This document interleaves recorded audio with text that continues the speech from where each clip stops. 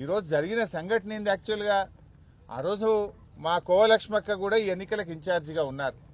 కోవలక్ష్మక్క గారు, బాల్కా సుమన్ గారు కౌన్సిలర్లతో పాటు మేము గేటు దాకా వెళ్లి కౌన్సిలర్ లోపల పంపిస్తామంటే మీరు వెళ్ళడానికి వీల్లేదు, ఎమ్మెల్యే అయినా మీరు వెళ్ళడానికి వీల్లేదు అని కోవలక్ష్మి గారిని, సుమన్ గారిని 2 కిలోమీటర్ల దూరంలోనే ఆపేశారు.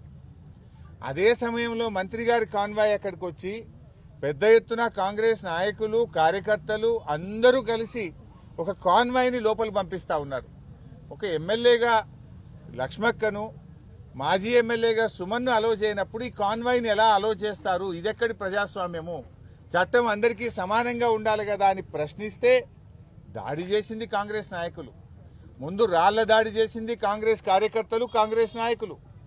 మూల రాజిరెడ్డి మా నాయకుడి కారును ధ్వంసం చేసినారు. ముందు అద్దాలు, వెనక అద్దాలు, కారు బ్యానెట్ను మొత్తం పగలగొట్టేసినారు. దాడి చేసింది వాళ్ళు, అక్రమంగా చట్ట విరుద్ధంగా వ్యవహరించింది వాళ్ళు. పైగా మళ్ళీ మా నాయకుల మీద కేసు పెట్టి ఇవాళ జైల్లో పెట్టినారు. అది కూడా ఎంత దుర్మార్గం అంటే పక్కనే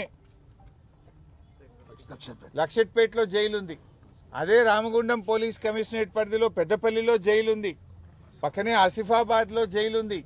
కానీ కావాలని 200 కిలోమీటర్ల దూరంలో ఆదిలాబాద్లో తెచ్చి జైల్లో పెడతారు. అంటే మీ నిర్బంధాలు, జైళ్లలో పెట్టడమో, అక్రమ కేసుల ద్వారా ప్రజా తీర్పును కాలరాయగలుగుతారా? ప్రజాస్వామ్యంలో ప్రజా తీర్పును కాలరాసినప్పుడు పెద్ద ఎత్తున ప్రజల నుంచి తిరుగుబాటు వస్తుంది. ఇవాళ ఈ రాష్ట్రానికి ఇన్ఛార్జిగా ఉన్న మీనాక్షి నటరాజన్ గారు, ఆమె గాంధేయవాదిగా చెరకదిప్పుతూ నూలు వడుకుతున్నట్టుగా వారు గాంధేయవాదిగా మరి చెప్పుకుంటూ ఉంటారు.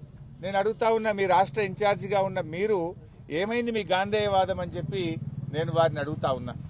రాహుల్ గాంధీ గారు దేశంలో ఎక్కడ పోయినా రాజ్యాంగం చేతిలో పట్టుకొని తిరుగుతుంటాడు. ఏం రాహుల్ గాంధీ గారు, మీ రాజ్యాంగం ఏమైంది? ప్రజలు స్పష్టంగా కేతన్పల్లిలో 14 కౌన్సిలర్లు బీఆర్ఎస్ పార్టీని గెలిపించారు, 7 మాత్రమే కాంగ్రెస్ పార్టీ గెలిచింది. మరి మీ రాజ్యాంగం ఏమైంది? ఈ రాష్ట్రంలో పట్టపగలు రాజ్యాంగం కూనీ అవుతా ఉంటే రాహుల్ గాంధీ గారు ఎందుకు స్పందించరు? చెరకదిప్పుతున్న ఈ రాష్ట్ర ఇన్ఛార్జ్ మీనాక్షి నటరాజన్ గారు ఎందుకు స్పందించరు? ఓటరు తీర్పును కాదని పోలీస్ లాఠీని నమ్ముకొని ఇలా రాజకీయం నడుపుతా ఉన్నారు. మంత్రి వివేక్ గారు, మీ ప్రజలు మీ ఓటర్లు తీర్పు ఇచ్చారు, దాన్ని మీరు శిరసా వహించాలి. ప్రజా తీర్పును కాలరాసే విధంగా పోలీస్ లాఠీని అడ్డం పెట్టుకొని ఈ రాజకీయం చేయడం ఏంది?